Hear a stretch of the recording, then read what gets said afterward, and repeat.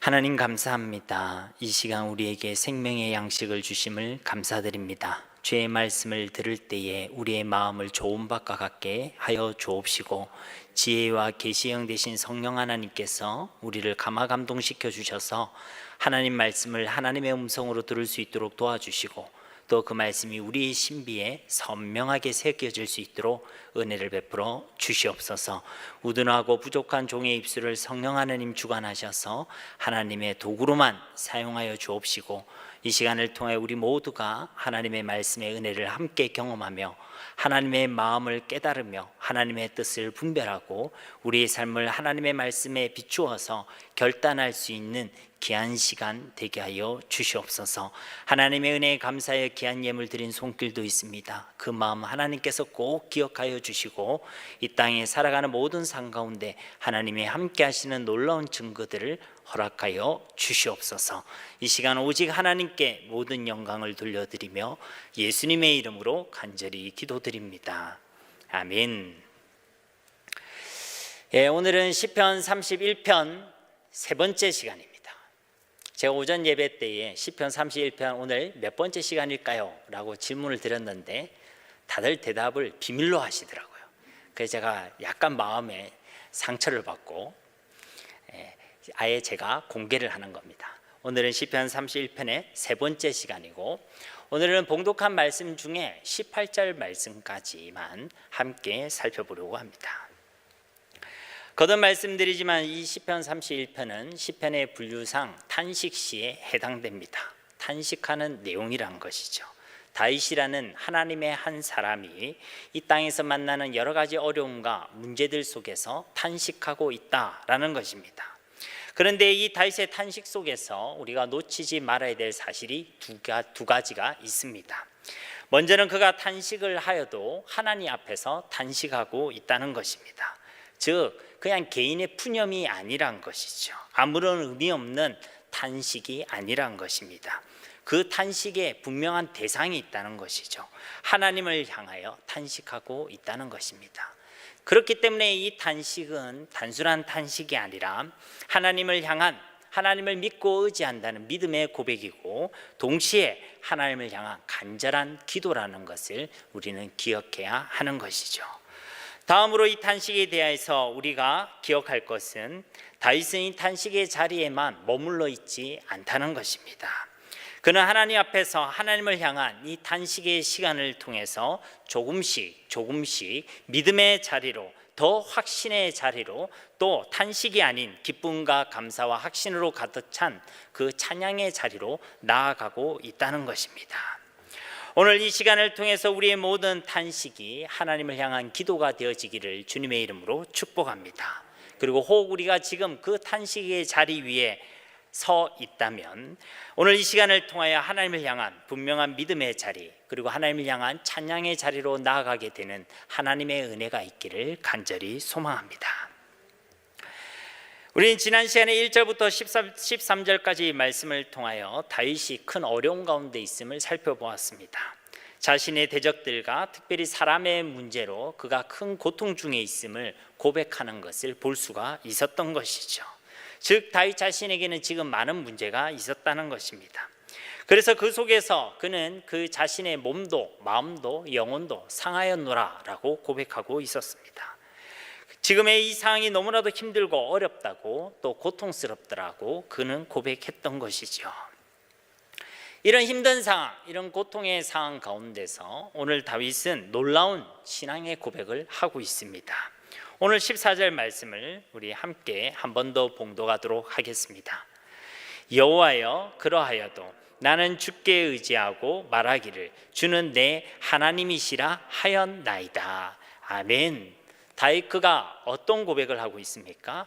여호와여, 그러하여도, 나의 상황이 어떠하다 할지라도, 나의 형편과 나의 모습이 어떠하다 할지라도, 조금 더 구체적으로 언급하자면 수많은 대적들이 나의 생명을 위협하고 많은 사람들이 나를 괴롭게 하는 이런 상황이라 할지라도, 그러하여도 다윗은 고백하고 있는 것이죠.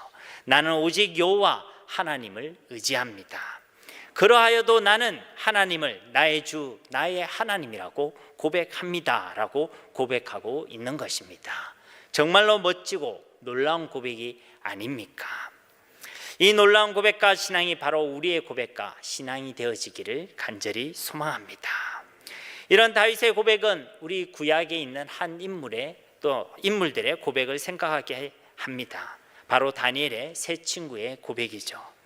다니엘서 3장 17절에서 18절 말씀에 왕이여 우리가 섬기는 하나님이 계시다면 우리를 맹렬히 타는 풀무불 가운데에서 능히 건져내시겠고 왕의 손에서도 건져내시리이다.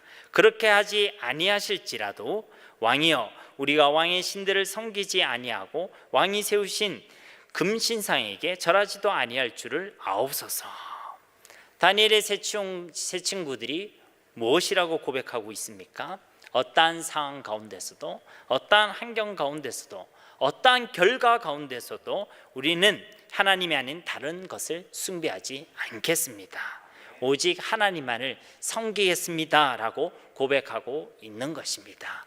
환경이 좀 믿을만해서, 환경이 좀 괜찮아서 나는 하나님을 믿습니다, 하나님이 나의 하나님이십니다, 하나님이 나의 주인이십니다, 그렇게 고백하는 것이 아니라 혹 내가 기대하고 혹 내가 원했던 그런 상황과 환경이 아니라 할지라도 내게 나타난 결과가 내 생각과 조금 다른, 그리고 오히려 더 힘들고 고통스러운 결과라 할지라도 나는 그 속에서 분명하게 고백하겠다는 겁니다. 그러하여도 나는 하나님을 믿습니다. 그러하여도 나는 하나님만을 의지합니다. 그러하여도 하나님만이 나의 주, 나의 하나님이십니다. 이것이 바로 저와 여러분의 고백이 되어야 하는 것입니다. 계속해서 다윗은 하나님께 기도하지요. 15절 말씀에 나의 앞날이 주의 손에 있사오니 내 원수들과 나를 핍박하는 자들의 손에서 나를 건져 주소서.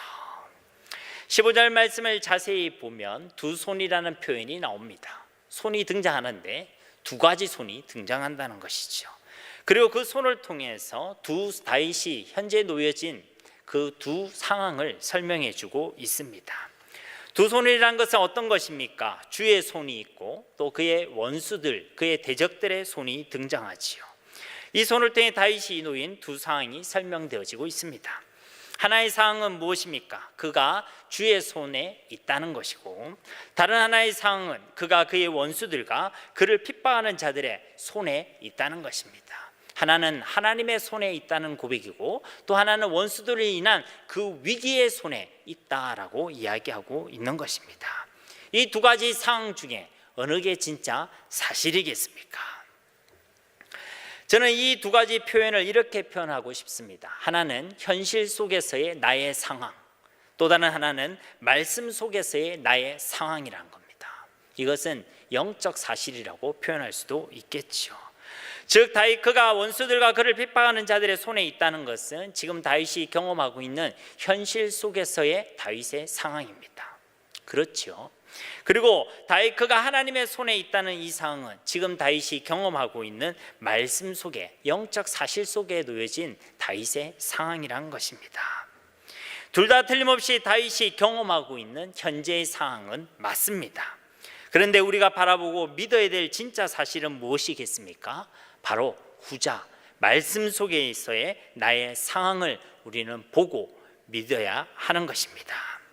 현실 속에서 나의 상황을 보면 우리는 흔들리고 넘어지고 요동할 수밖에 없습니다. 우리의 상황은 변하지 않습니까? 때로는 우리의 믿음을 지킬 만한 상황들이 있기도 하지만 때로는 우리의 믿음을 지키기 어려운 상황이 주어질 때도 있습니다. 예를 들자면 늘 감사와 기쁨으로 살아가고 싶지 않습니까? 그런데 우리 아이가 길을 갔는데 뒤로 넘어졌다. 그런데 앞에 코가 깨졌다. 그런데 여러분들은 범사에 감사합니다 그러겠습니까? 그게 쉽지 않다는 것이죠. 자녀의 문제로 우리의 마음이 흔들리기도 하고, 때로는 경제적인 문제로 우리의 상황이 어렵게 되기 때문에 우리의 마음이 흔들리기도 하고, 때로는 사람과의 관계의 문제일 수도 있고, 때로는 그것이 다른 문제일 수도 있습니다. 이런 현실들은 변하는 것이라는 것이죠. 이것에 우리의 시선을 두고 이것이 진짜 사실이라고 우리가 붙들고 살아간다면 우리의 마음도 우리의 신앙도 요동하고 흔들릴 수밖에 없다는 것입니다. 그러나 말씀 속에서의 나의 상황은 어떻습니까? 변함이 없습니다. 어떠한 상황과 어떠한 환경 속에서도, 어떠한 위기와 어떠한 어려움 속에서도 말씀 속에서의 나의 상황은 변함이 없다는 것입니다. 그 수많은 인생의 풍파 가운데서도 나의 상황은 변하지 않습니다. 그 수많은 상황 가운데서도 여전히 하나님은 나와 함께 계시는 것이죠. 여전히 나와 함께 계신 그 하나님은 전능하시고 살아계신 하나님이시라는 것입니다. 그 하나님이 나를 사랑하고 계신다는 것이죠. 말씀 속에서의 나의 상황은 변함이 없는 것입니다. 그렇기 때문에 말씀 속에서 나의 상황을 보고 있으면 우리는 요동하지 않을 수 있는 것이죠. 범사에 감사하고 항상 기뻐할 수가 있는 것입니다. 그러나 우리는 육신의 몸을 입고 있기 때문에 당장 우리 눈에 보이는 현실 속에서의 나의 상황이 더 크게, 더 분명하게, 더 사실적으로 느껴질 때가 많이 있다는 것이죠. 바로 그때에 우리는 우리의 삶, 그 시선을 멈추고 하나님께 기도해야 하는 것입니다. 하나님, 내가 영적인 나의 상황, 말씀 속에서의 나의 상황을 보기를 원합니다. 이 현실 속에서 변함없이 나와 함께 계시고 말씀하시고 그 말씀을 통해 약속하신 나의 그 상황을 분명히 깨닫기를 원합니다. 그러면 우리는 승리할 수가 있는 것입니다. 다윗은 지금 원수들로 인한 위기의 상황 가운데 있지만은 그게만 그의 시선을 두고 있지 않다는 것입니다. 그의 모든 삶이 하나님의 손에 있음을 그는 보고 있는 것이죠. 그래서 그는 승리할 수가 있었던 것입니다. 지금의 우리의 현실은 어떤 상황 가운데 있습니까? 혹 힘들고 혹 아프고 혹 몹시 슬픈 상황 가운데 있지는 않습니까? 만약 우리가 이 현실 속에 놓여진 우리의 상황만 바라본다면 이 고통으로 인한 절망과 근심과 두려움 속에서 우리는 헤어나오기가 참 힘들 것입니다. 그럼 어떻게 해야 한다고 했습니까? 우리에게 주어진 영적 상황을 볼 수가 있어야 하는 것입니다. 현실이 아니라 말씀 속에서의 나의 상황을 진짜 사실로 믿고 그것을 확신할 수 있는 은혜가 우리 가운데 있어야 될 줄로 믿습니다. 그래서 어떠한 현실 속에서도 오늘 다윗과 같이 고백하는 것이죠. 나의 모든 삶이 하나님의 손에 있습니다. 나의 모든 미래와 나의 모든 앞날이 하나님 손에 있습니다. 그러면 마음에 평안이 찾아오는 것입니다. 현실은 나를 자꾸만 불안하게 만든다 할지라도 나의 모든 삶이 하나님 손에 있다.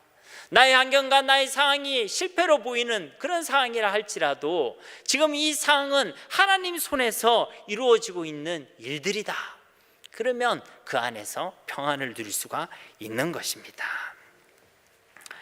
16절에서도 계속해서 다윗은 기도합니다. 주의 얼굴을 주의 종에게 비추시고 주의 사랑하심으로 나를 구원하소서. 다윗이 무엇을 두고 기도하고 있습니까? 고난의 상황, 고통의 상황 가운데서 하나님의 얼굴을 보여달라고 그가 요청하고 있습니다. 여러분, 이 땅을 살아가는 성도에게서 가장 큰 고통은 돈 없음이 아닙니다. 성도에서 가장 큰 고통은 하나님의 얼굴이 보이지 않는 것입니다. 즉 우리의 삶 가운데 하나님의 일하심이 보이지 않고 하나님의 살아계심이 느껴지지 않고 하나님의 함께 계심이 확신되어지지 않는 것, 하나님의 사랑이 느껴지지 않을 때가 성도에게 있어서 가장 큰 고통이라는 것입니다.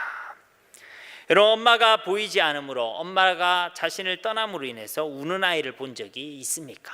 정말로 펑펑 울지요.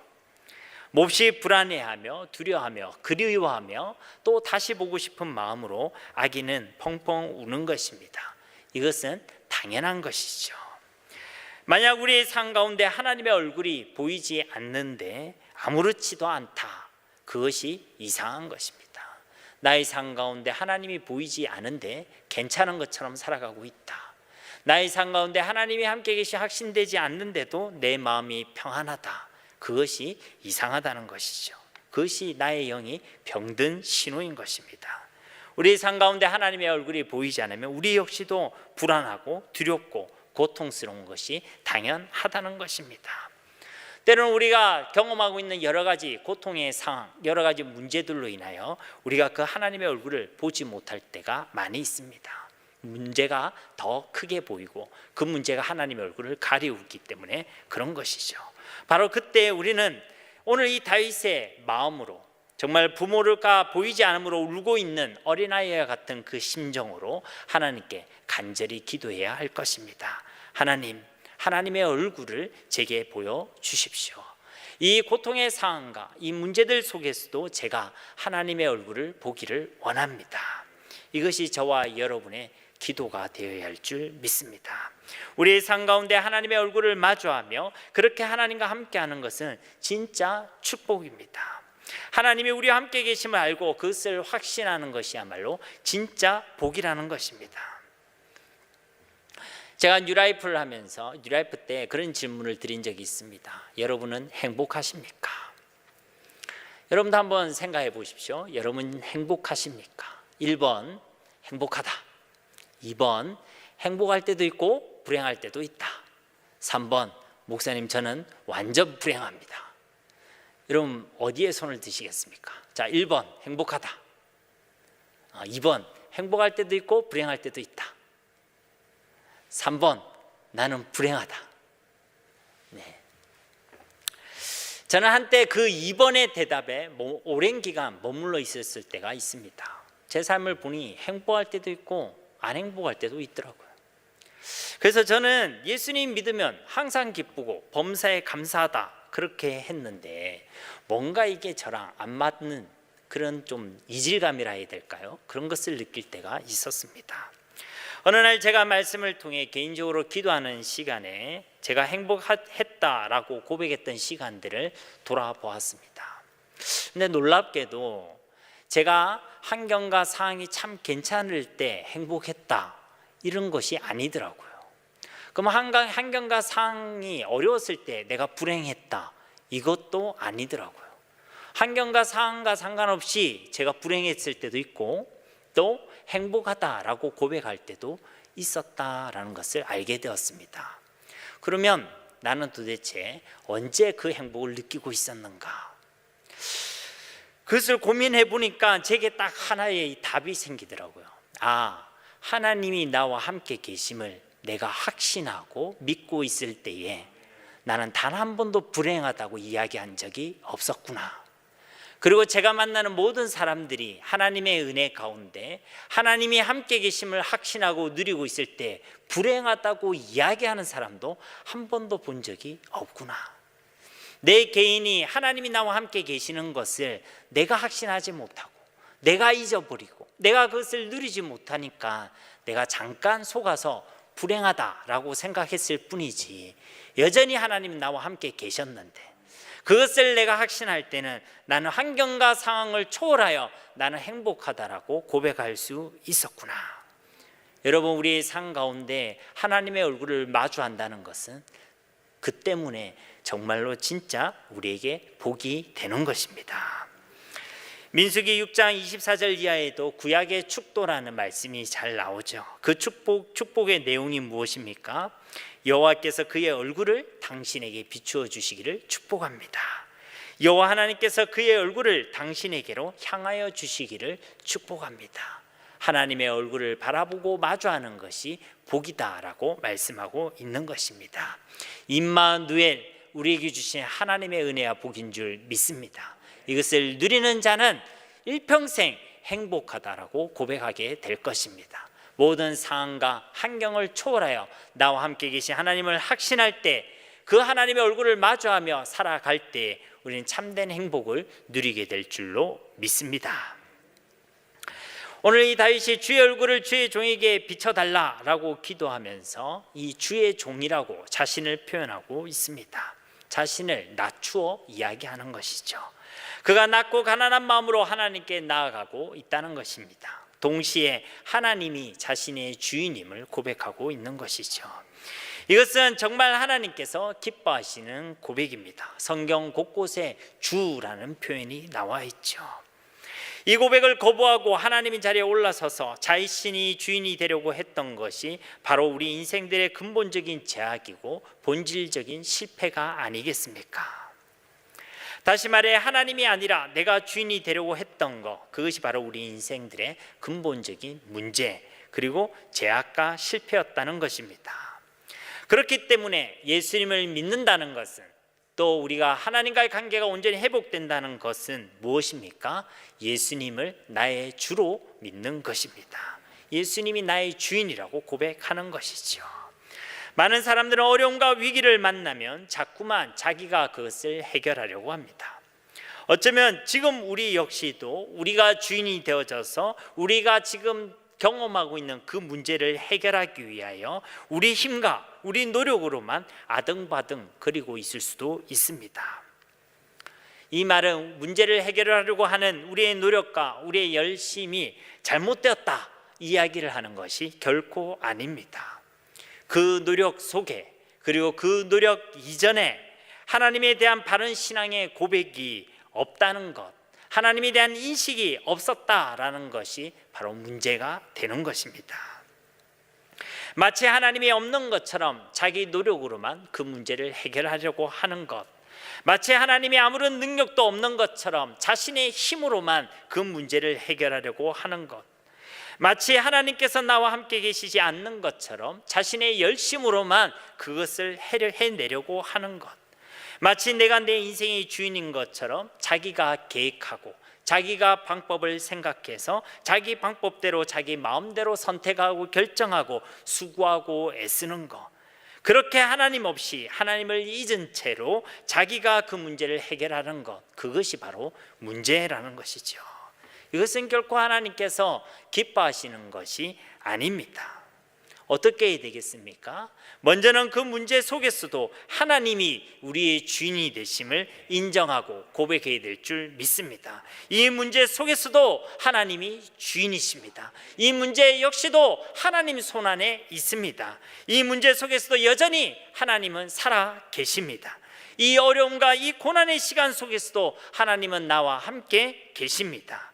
이 위기 속에서도 여전히 하나님께서는 전능하시고 완전하십니다. 바로 이 믿음의 고백이 우리 가운데 있어야 한다는 것입니다. 여러분, 이 두 가지의 모습과 행태와 삶은요, 완전히 다릅니다. 하나님을 향한 믿음 없이 내가 주인이 되어 이것저것 노력하고 애를 쓰는 것과 하나님을 향한 분명한 인식과 믿음을 가지고 하나님이 주인이심을 진실로 고백하며 우리가 최선의 노력을 다하는 것은 분명히 다르다는 것이죠. 그 모습도, 그 내용도, 그 마음가짐과 그 결과도 완전히 다르다는 것입니다.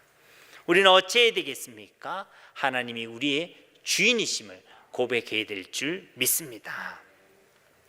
그러면 주의 사랑하심으로 나를 구원하소서, 하나님께서 그 크신 사랑으로 우리를 구원해 주실 줄로 믿습니다.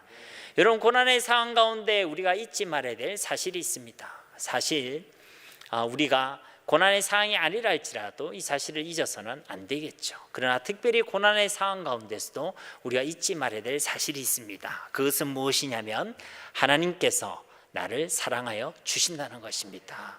여러분, 한번 따라해 볼까요? 하나님께서 나를 사랑하여 주신다. 아멘. 하나님께서 우리를 사랑하여 주신다는 것입니다. 사람의 마음은 변하지 않습니까? 날씨도 변하지 않습니까? 날이 추웠다가 더워졌다가 미세먼지가 많았다가 적었다가, 사람도 아침에 집을 나설 때의 마음과 집을 들어갈 때의 마음이 완전히 다르지 않습니까? 그런데 하나님의 마음은 변함이 없습니다.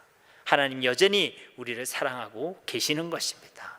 우리를 사랑하시되 끝까지 영원히 사랑하여 주시는 것이 바로 우리 하나님이신 줄 믿습니다. 여러분, 우리는 이 하나님의 영원한 사랑, 신실한 사랑을 받을 자격이 없는 자들입니다. 우리가 뭐라고, 우리가 가진 무엇이 있어서 하나님의 사랑을 받을 수 있겠습니까? 우리의 모습을 가만히 보면 얼마나 많은 제약들이 있는지 모릅니다. 하나님을 멀리하려는 마음도 많고, 하나님보다 다른 것에 더 마음을 두고 살아가는 두 마음의 문제들도 있고, 하나님보다 다른 것을 더 즐거워하는 마음들도 있고, 때로는 하나님을 잊어버리고 하나님이 없는 것처럼 살아가는 우리의 모습들도 있고, 때로는 죄를 통하여 하나님을 대적하며 원수된 모습으로 살아가는 우리의 악함도 있지 않습니까?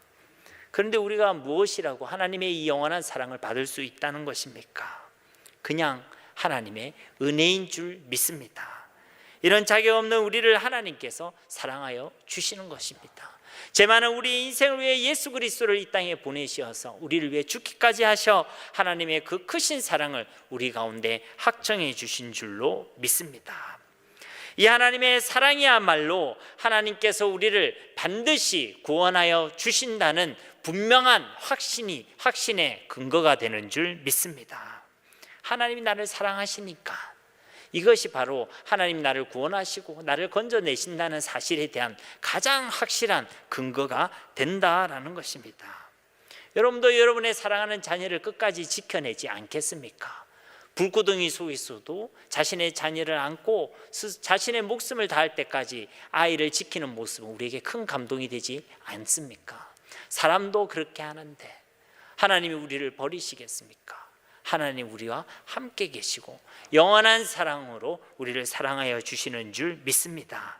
이것이 하나님의 구원과 하나님의 도움에 대한 가장 분명한 근거가 된다라는 것입니다. 그래서 다윗도 오늘 하나님께 그렇게 요청하고 있는 것이죠. 주의 사랑하심으로 나를 구원하여 주십시오. 하나님께서 나를 사랑하신다는 것을 그가 확신하고 있는 것입니다.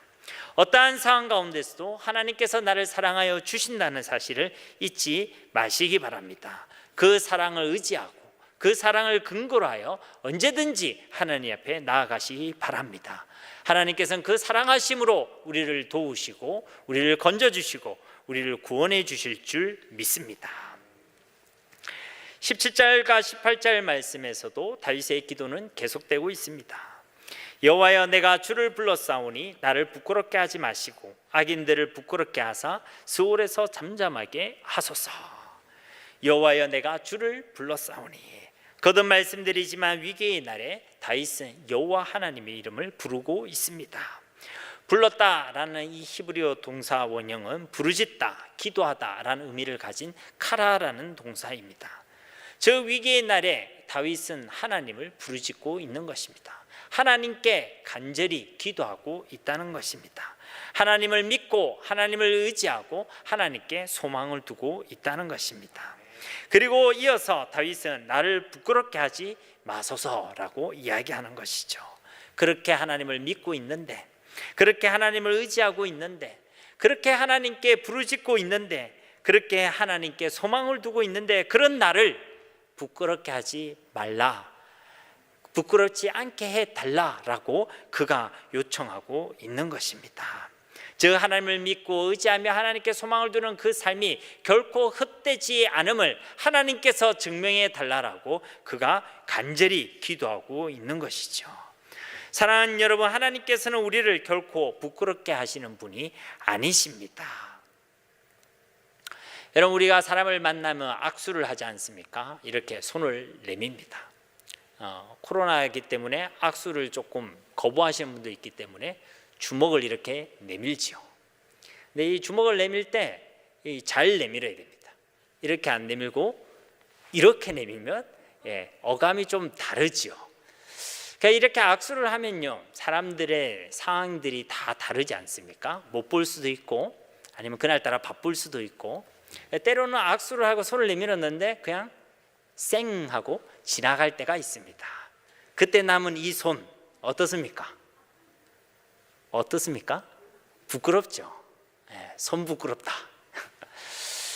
우리가 하나님께 기도하고 하나님을 믿고 하나님을 의지할 때, 하나님께 우리의 손을 내밀 때에 하나님께서는 우리의 손을 부끄럽게 하시는 분이 아니란 것입니다.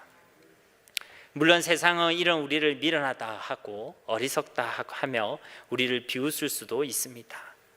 그러나 하나님께서는 우리를 그런 비웃음 속에 결코 그냥 두시지 않는다는 것입니다. 우리가 하나님을 믿고 살아가는 그 삶이 수치를 당하게 내버려 두지 않는다는 것이죠. 하나님께 소망을 두고 살아가는 그 삶을 부끄럽게 만들게 하지 않으신다는 것입니다. 우리가 진실로 하나님을 믿고 하나님을 끝까지 의지하며 살아가는 자들에게 하나님께서는 반드시 그 믿음의 기도에 응답하시고 믿음의 역사를 이루어 가시는을 우리는 분명하게 확신해야 될 줄 믿습니다. 시편 25편 3절 말씀에도 주를 바라는 자들은 수치를 당하지 아니하려니와 까닭없이 속이는 자는 수치를 당하리이다. 이사야서 54장 4절에도 두려워하지 말라, 네가 수치를 당하지 아니하리라. 놀라지 말라, 네가 부끄러움을 보지 아니하리라. 야고보서 5장 15절 말씀에도 믿음의 기도는 병든 자를 구원하리니 주께서 그를 일으키시리라. 우리 하나님께서는 하나님께 소망을 두고 하나님을 바라보며 하나님을 믿고 의지하는 자의 기도를 들으시는 하나님이신 줄 믿습니다. 믿음의 길, 소망의 길을 걸어가는 자들 결코 부끄럽게 하시지 않으시는 분이 우리 하나님이신 줄 믿습니다. 오히려 하나님을 믿지 않는 자들, 하나님이 없어도 된다라고 이야기하는 자들, 그 악인들을 부끄럽게 만드시는 분이 바로 우리 하나님이십니다. 오늘 후반절에도 뭐라고 되어 있습니까? 악인들을 부끄럽게 하사 스올에서 잠잠하게 하소서. 이 악인들이란 것은 다윗의 대적들, 그리고 다윗의 원수들을 이야기하겠죠. 그리고 그들에 대해서는 18절 말씀에 잘 설명되어져 있습니다. 교만하고 완악한 말로 무례의 의인을 치는 거짓 입술이 말 못하는 자 되게 하소서. 그들은 어떤 사람들입니까? 18절 말씀대로 교만한 사람들이었습니다. 앞서 다윗은 자신을 주의 종이라고 고백하며 겸손히 하나님께서 자신의 주인이 되시고 자신은 하나님의 종임을 고백했었습니다. 그러나 악인들은 끝까지 자기가 주인이 되어서 살아가는 사람들입니다. 그렇기 때문에 이들은 하나님이 주인이심을 인정하지 않습니다. 하나님이 없어도 살 수 있다고, 하나님이 없어도 괜찮다라고 생각하며 살아가고 있습니다. 자기가 용서받지 못할 죄인임을 인정하지 않습니다. 자기가 의롭다라고 생각하고 남보다 내가 더 낫다라고 생각하는 것이죠. 항상 우월감 속에 살아갑니다. 자신을 믿는다라고 이야기하죠. 하나님께 소망을 두지 않습니다. 이 땅에 소망을 두고 살아가죠. 하나님을 믿고 의지하지 않는 것입니다. 그래서 그들의 말 속에는 완악한 말, 오만한 말이 넘쳐납니다. 시편 10편 4절 말씀에도 악인은 그의 교만한 얼굴로 말하기를 여호와께서 이를 감찰하지 아니하신다 하며 그의 모든 사상에 하나님이 없다 하나이다. 그들은 이런 오만한 말을 내뱉고 있는 것이죠. 하나님이 우리를 모르신다. 하나님이 우리를 보고 있지 않으신다. 하나님이 없다라고 이야기하며 살아가는 것입니다. 마치 하나님이 없는 것처럼 그렇게 함부로 마음대로 살아가고 있다는 것이죠. 이들은 자신도 죄인임을 자각하고 있지 못하기 때문에 쉽게 다른 사람을 정죄합니다. 다른 사람에 대해서 비난하고 비방하고 판단하기를 서슴지 않는 것이죠. 우리 모두 이 함정 속에 빠질 수 있습니다. 그래서 그들은 무례의 의인을 치는 거짓 입술을 가지고 있다고 표현하고 있습니다.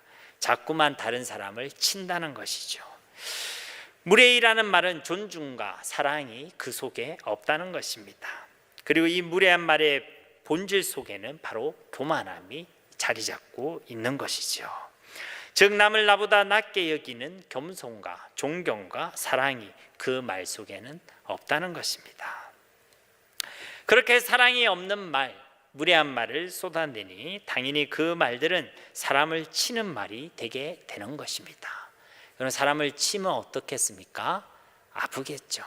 그래서 그런 말은 사람을 아프게 합니다. 사람을 힘들게 하고 사람을 죽이게 만드는 것이죠. 공동체와 사람을 살리고 세우는 말이 아니라 오히려 사람을 힘들게 하고 사람을 넘어지게 하고 공동체를 무너뜨리는 말이 되게 된다는 것입니다. 이들은 무례하기 때문에 때로는 자신이 가지고 있는 그 의로움을 가지고 큰 소리를 뻥뻥 칠 때도 있습니다. 그러나 분명한 사실은 하나님께서는 이들을 17절 말씀과 같이 그들을 부끄럽게 만드시고 잠잠하게 만드신다라는 사실입니다. 18절 말씀에도 이 교만의 말, 완악한 말, 무례한 말을 하는 자들을 곧 악인들의 입을 막으시고 심판하신다고 경고하고 계시는 것입니다. 이와 같이 오히려 하나님을 믿지 않고 교만한 악인들이 부끄러움을 당하게 되는 줄 믿습니다. 말씀을 맺도록 하겠습니다. 결국 큰 고통과 위기와 어려움 속에서도 오늘 말씀 속에 다윗과 같이 그러하여도 나는 하나님을 의지하고 하나님을 믿습니다. 하나님만이 나의 주인이시며 나의 하나님이십니다 라고 고백하는 자들은 부끄러움을 당하지 않는다는 것입니다. 나의 앞날이 주의 손에 있습니다 라고 고백하며 현실이 아니라 말씀 속에서 나의 상황을 사실로 바라보며 살아가는 자들은 결코 부끄러움을 당하지 않는다는 것이죠. 낮고 가난한 마음으로 하나님의 얼굴을 구하고 하나님의 사랑을 확신하며 살아가는 자들, 그렇게 간절히 하나님께 기도하며 하나님을 바라보는 자들은 결코 부끄러움을 당하지 아니하고 그 믿음과 소망에 대한 하나님의 신실한 사랑과 역사와 응답을 경험하게 될 줄로 믿습니다. 그러나 악인들은 그렇지 않다는 것이죠. 하나님의 심판을 당하고 부끄러움을 당하게 된다는 것입니다. 사랑하는 여러분, 우리의 믿음은 결코 헛되지 않습니다. 믿음으로 살아가는 삶, 하늘의 소망을 두고 살아가며 또 인내하며 우리의 삶을 걸어가는 우리의 그 삶은 결코 부끄러움을 당하지 않을 것입니다. 그러므로 그 어떠한 위기 어려움 속에서도 오늘 이 다윗의 고백이 저와 여러분의 고백이 되기를 간절히 소망합니다. 여호와 하나님, 그러하여도 나는 하나님만 믿고 의지하겠습니다. 어떠한 상황과 환경 속에서도 하나님은 나의 주가 되시고 나의 하나님이 되십니다. 나의 모든 삶이 하나님 손안에 있습니다. 이 놀라운 고백, 이 믿음의 고백이 바로 우리 모두의 고백이 되어지기를, 그리하여 우리의 모든 삶 가운데 그 믿음의 역사를 이루어 가시는 하나님의 놀라운 역사를 경험하는 우리 모두가 되기를 우리 주 예수님의 이름으로 간절히 축원드립니다. 우리 말씀을 기억하시면서 이 시간 함께 기도하기를 소망합니다. 하나님, 내게 이 다윗의 신앙과 고백, 그의 삶을 누리고 또 우리의 삶과 우리의 신앙의 고백이 되어지는 은혜를 누리게 하옵소서. 우리 함께 이 시간 기도하도록 하겠습니다. 하나님, 감사합니다. 오늘도 하나님의 귀한 말씀을 우리 가운데 주심을 감사드립니다. 이 말씀이 우리에게 생명의 말씀, 위로의 말씀, 우리가 살아가야 될 삶의 이정표가 되어지기를 간절히 소망합니다. 말씀에 인도받는 저희의 삶이 되어지기 원합니다. 하나님의 말씀은 능력이 있어서 하나님, 우리의 생각과 마음과 우리의 삶을 능히 바꿀 수 있음을 믿습니다.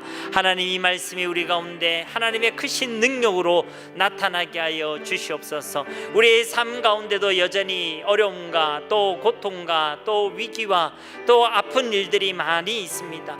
하나님, 그 속에서도 우리가 신실히 하나님을 향한 믿음을 지켜내기를 원합니다. 오늘 다윗이 고백하였듯이 그러하여도 나는 하나님을 믿고 의지합니다. 하나님만이 나의 주, 나의 하나님이 되십니다. 나의 모든 삶과 나의 앞날은 하나님 손안에 있습니다. 그 하나님이 나와 함께 계십니다. 그 하나님이 나를 사랑하고 계십니다. 하나님, 우리에게 주어진 그 영적 사실, 말씀 속에서의 우리의 상황을 확신하고 붙들며 하나님 승리할 수 있는 저희들의 삶이 되어지게 하여 주시옵소서. 오늘 이 다윗의 고백이 우리의 고백이 되게 하시고 이 다윗의 삶이 우리의 삶이 되어지게 하시며 그가 받아 누렸던 응답과 이 복이 하나님 우리에게도 누려지는 하나님의 은혜와 하나님의 응답이 되게 하여 주시옵소서.